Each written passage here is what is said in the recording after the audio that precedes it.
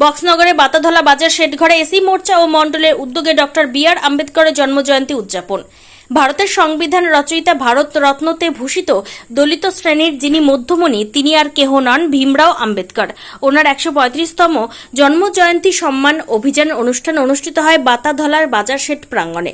আজ বিকেল ৩:৩০ ঘটিকার সময় মূল অনুষ্ঠান শুরুতেই বিশেষ অতিথি, প্রধান অতিথি, সম্মানীয় অতিথিদের উত্তরীয় এবং গোলাপ ফুল দিয়ে বরণ করে নেন বাতাদোলা গ্রাম প্রধান এবং মহিলা মোর্চার নেতৃত্বরা। রাজ্য তপশিলি জাতি মোর্চার নেতৃত্ব, জেলা তপশিলি নেতৃত্ব, বক্সনগর ব্লক মণ্ডল তপশিলি জাতি নেতৃত্ব এবং বাতাধলা গ্রামের লোকাল নেতৃত্বদের দ্বারা প্রদীপ প্রজ্বলনের মাধ্যমে অনুষ্ঠানের শুভ সূচনা হয়। তারপর ভারত মাতা শ্যামাপ্রসাদ মুখার্জি, দীনদয়াল উপাধ্যায় এবং ডক্টর বি.আর. আম্বেদকরের প্রতিকৃতিতে মাল্যদান ও পুষ্পস্তবক দান করেন। রাজ্য তপশিলি মোর্চার সভানেত্রী মীনাক্ষী দাস ডক্টর বি.আর. আম্বেদকরের ওপর একটি সঙ্গীত উপহার দেন আগত এসসি মোর্চার সমস্ত জনসাধারণের মধ্যে।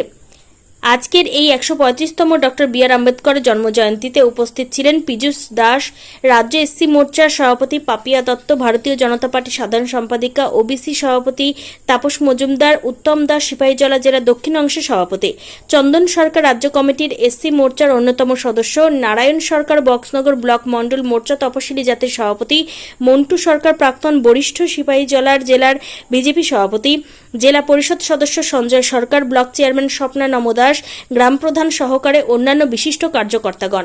পীযূষ দাস ওনার প্রতিক্রিয়ায় বলেন, ডক্টর বি.আর. আম্বেদকর ছিলেন একজন দলিত, নিপীড়িত, শোষিত, বঞ্চিত ও তপশিলি জাতির লোক। ওনার বাল্যজীবন কৌশল যৌবন লড়াই সংগ্রামের মাধ্যমে গড়ে উঠেছে।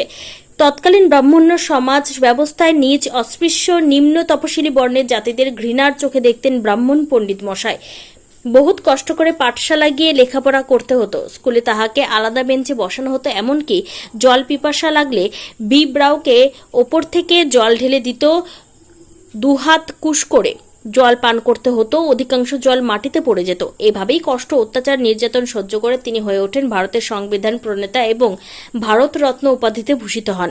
ওনার আইডিওলজি এবং পথের দিশারি হয়ে আজকে আমরা ভারতের নাগরিকের সমস্ত অধিকার সংবিধানবদ্ধ আছে, তাই আমরা ওনার কাছে চিরকৃতজ্ঞ এবং ঋণী, যার কারণে আমরা বাক স্বাধীনতা পেয়েছি। ওনার জন্মজয়ন্তী চিরস্মরণীয় থাকবে।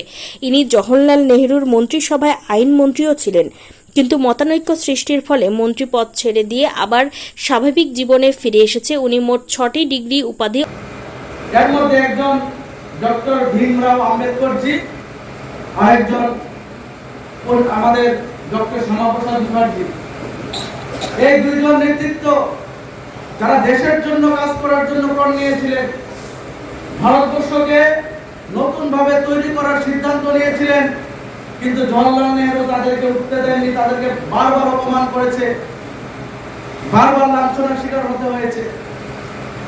আজকে ভীমরাও আম্বেদকরজির জীবনী সম্পর্কে আলোচনা করতে গেলে অনেক সময় লাগবে। আমি কিছু কিছু বিষয় আপনাদের সামনে তুলে ধরছি যে কত কঠিন পরিস্থিতিতে একটা ছোট বালক, তার যখন বুঝ জ্ঞান সঠিকভাবে হয়ে ওঠেনি, সেই ভীমরাও আম্বেদকরজি প্রথম দিন যখন উনি পাঠশালায় যান, বিদ্যালয়ে যান, প্রথম দিন এই ছোট্ট শিশুটাকে বিদ্যালয়ে অন্যান্য